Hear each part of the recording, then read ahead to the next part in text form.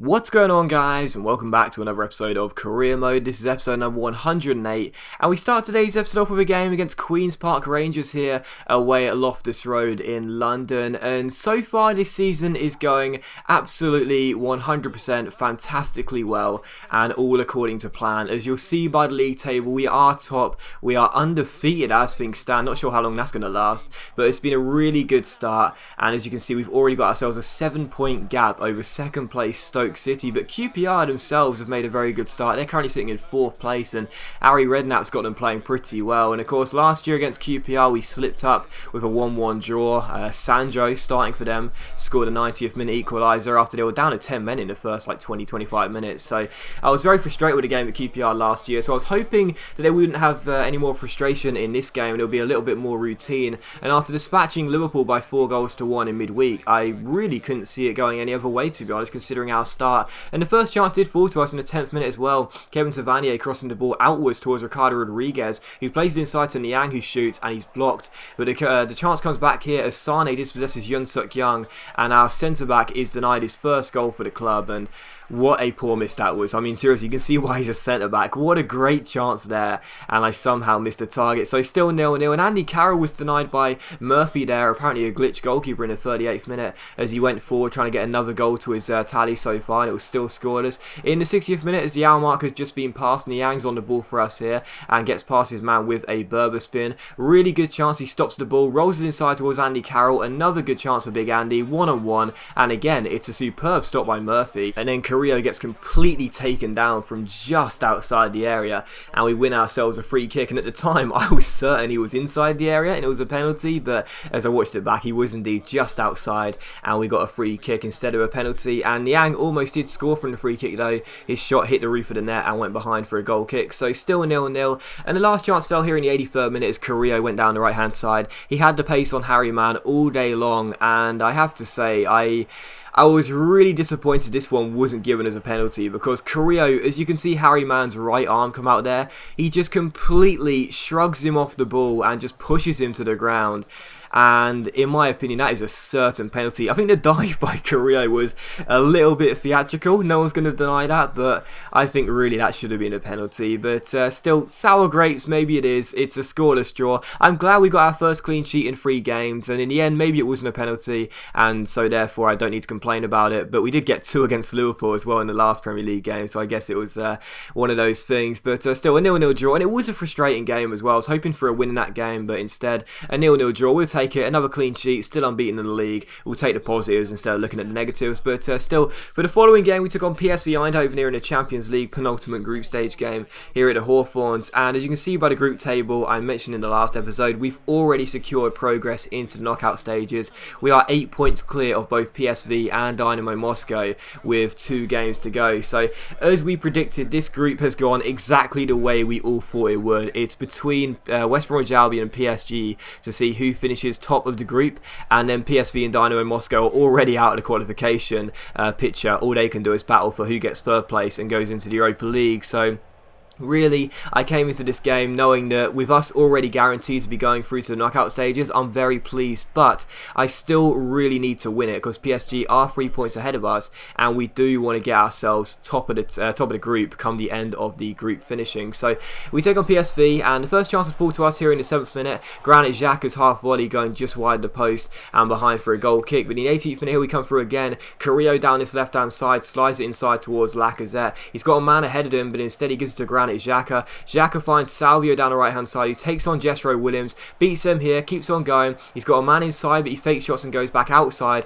then beats Jethro Williams for a second time with a Berber spin, cuts inside and shoots. It's blocked, but Granit Xhaka turns in the rebound and makes it West Brom 1, PSV Eindhoven 0. And at first I thought Granit Xhaka got his first goal for the club, but instead it actually goes down as an own goal through Zoet, or Zoe, how you pronounce that, and it is an own goal for the PSV Eindhoven goalkeeper. So no further first goal for the club for Granit Xhaka just yet. I'm sure it will come eventually, but still, that was a bit of a shame to see it be awarded as an own goal. But 1-0 regardless, that's the most important thing. And in the 25th minute, PSV almost equalised. Lacadia's shot going agonisingly wide of Joe Hart's post and behind for a goal kick, and it was still 1-0. But in the 28th minute, Kyle Walker's on the ball for us here and gives it inside towards Jack Wilshere, but unfortunately the challenge stopped play as we were gone on a break, and Salvio is injured, and it's a real shame, but Salvio is going to be out for 4 weeks. So he's had a decent start to his West Brom career. No goals for him so far either, just like Xhaka and Sane, the other two players that came in on pre-contracts, but he's been pretty decent in the games we've played him.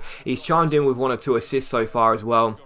His general pace is fantastic, so that's a bit of a shame he'll be out for a month, but it's not too much of a blow.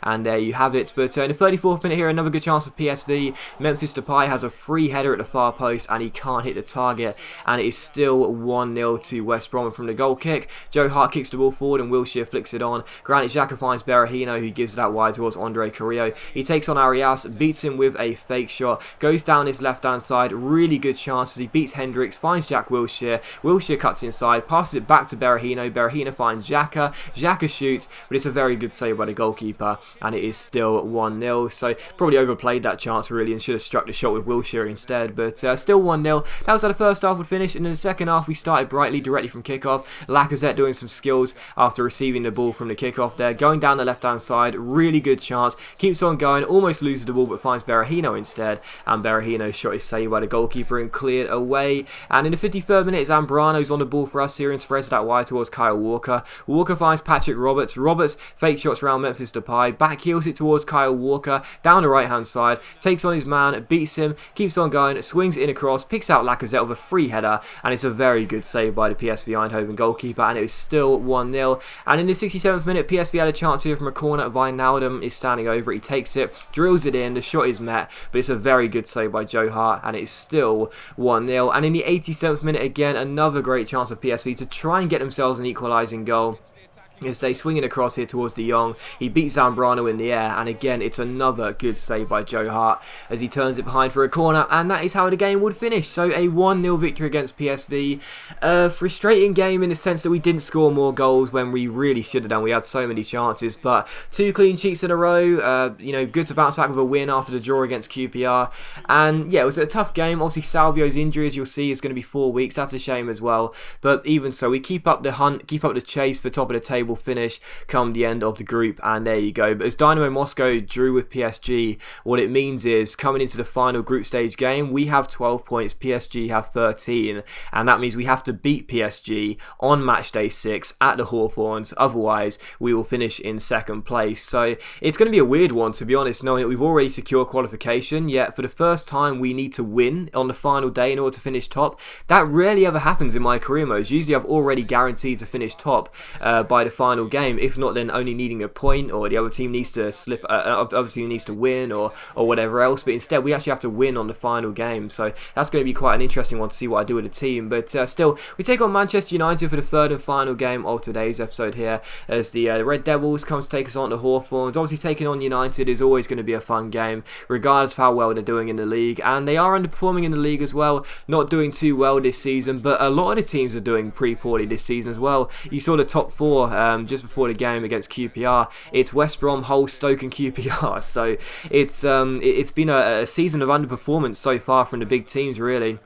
But as you can see by United's side, you're not really sure why that is. So many good players in there. But regardless, the first chance would fall in the 5th minute here as Andre Carrillo finds Jordan Henderson and finds Lacazette. Lacazette takes on Luke Shaw here, and despite the left back making the challenge, the ball gets played back to Lacazette, who body feints around Chris Smalling. Heel-to-heel flicks around the last defender and smashes the ball into the far corner and makes it 1-0. So West Bromwich Albion 1, Manchester United 0, just 6 minutes in. The team start dancing because we are already a goal up in this game and we've had a fantastic start. So 1-0 to us. Lacazette getting the goal, very nice as well, the way he body feinted round the slide challenge from Chris Smalling, and a lovely heel-to-heel flick to take the ball round Phil Jones, I think it was, and it was 1-0. In the 17th minute though, Milik's on the ball for United, who finds Daley Blint. Blint collects the ball down his left hand side and chips it inside towards Hesketh, who heads the ball down like a cushioned header towards Milik, and his shot goes just wide of the post and out for a goal kick. So still 1-0, and again another great chance for United. It is Hesketh coming forward, but his shot going wide of Joe Hart's post and out for a goal kick. So